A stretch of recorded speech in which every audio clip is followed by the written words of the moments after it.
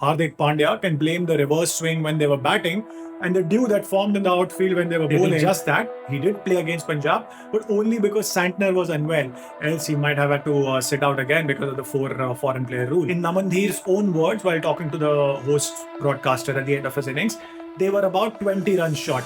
Well, by the looks of Punjab's chase, Mumbai Indians seemed at least 50 short. And I haven't seen Hardik Pandya so out of ideas, so clueless, and so quiet. He really went quiet on the field. I mean, give me the name of anyone who predicted Bumrah will go wicketless in 5 successive matches and I'll send across $1 million. Unfortunately for Mumbai, they are now caught between devil and the deep sea. Should they get in some of the new guys in the hope that immediately find some form and rhythm? Or Sheep finally managed to find his direction on the right side of the white 195 might not be the most challenging chases these days, but it was not a straightforward one either.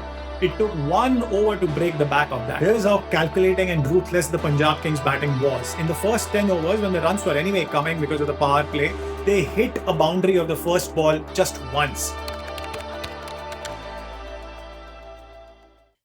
What a horrendous performance from Mumbai Indians. And similarly, what a clinical showing by Punjab Kings.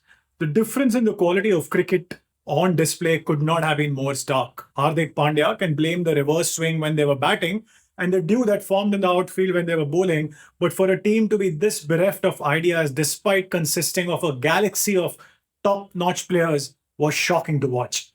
This is a team that has been led by the best seam bowling all-rounder in the country, who has already captained an IPL winning side. It has India's current T20 international captain as well. It has India's former all-format captain. It has the world's best bowler in their lineup. And then there are the likes of Quinton de Kock, Ryan Rickelton and Tilak Verma, all of whom have been match winners in their own right. Sure, I had pointed out to a lack of bowling incision in my previous video, being responsible for some of their issues, pointing to a lack of bowlers who can consistently hurry the batters, and thought they would do well to add Allah Ghaznfar to their lineup on a consistent basis. They did just that. He did play against Punjab, but only because Santner was unwell. Else he might have had to sit out again because of the four foreign player rule. And he finished out as Mumbai's best bowler, ending at 2 for 31 from his 4 overs. Bumrah, India's best bowler, obviously, went for 41 in his 4, and the rest of them were thrashed for 13, 14, and 18 runs and over in whatever chances that they got to bowl. So yes, their incision problem, especially in the face of Bumrah's obvious struggles in recent times, have only compounded. But the way Quinton de Kock and Naman Dhir batted, and later the manner in which Punjab Kings went about their business, it seemed like Mumbai Indians also had left a few runs on the table. In Naman Dhir's own words, while talking to the host broadcaster at the end of his innings, they were about 20 runs short. Well, by the looks of Punjab's chase, Mumbai Indians seemed at least 50 short.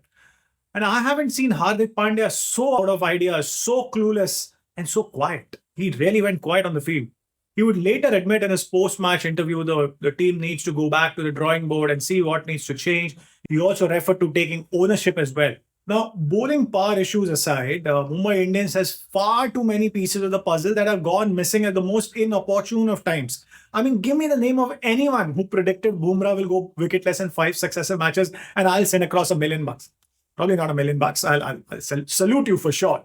But yeah, that's the point. Who would have thought? Then you have lost Rohit Sharma to an injury. Bolt's not found his swing and was replaced very early in the tournament. Surya's form has probably dwindled to a point of no return. And Chahar and Shardul have become run machines, but for the opponents.